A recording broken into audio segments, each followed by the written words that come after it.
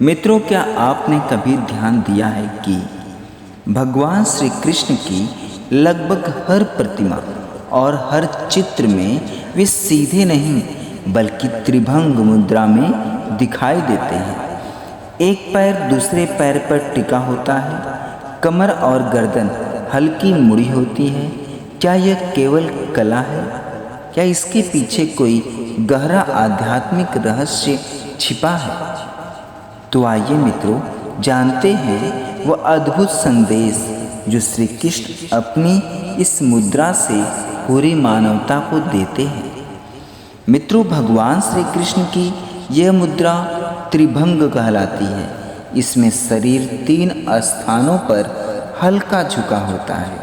ये केवल सौंदर्य की अभिव्यक्ति नहीं बल्कि जीवन का गहन दर्शन है।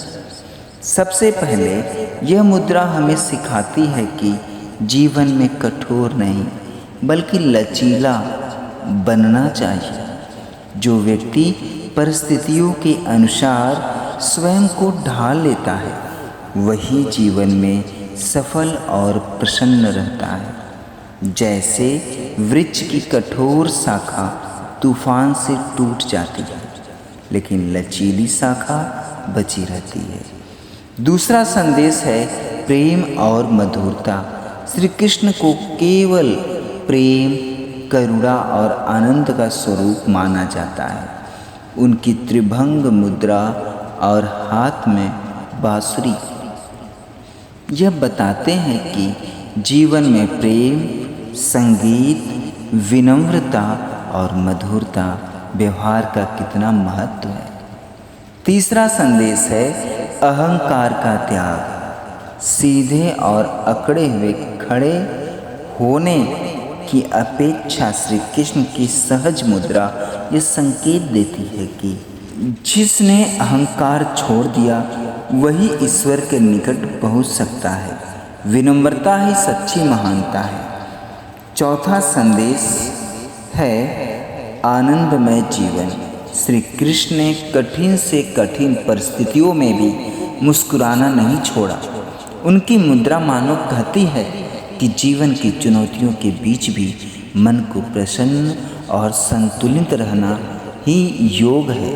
धार्मिक ग्रंथों में त्रिभंग मुद्रा को सौंदर्य, संतुलन, प्रेम और दिव्य आकर्षण का प्रतीक माना गया है। यह मुद्रा भक्तों को याद दिलाती है कि ईश्वर केवल शक्ति के नहीं बल्कि प्रेम, सरलता और आनंद के भी स्वरूप हैं।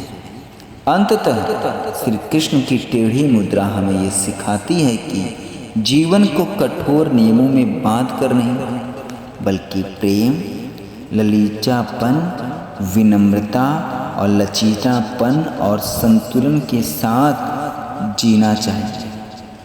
यही कारण है कि श्री कृष्ण की यह दिव्य छवि करोड़ों भक्तों के हृदय को आज भी आकर्षित करती है।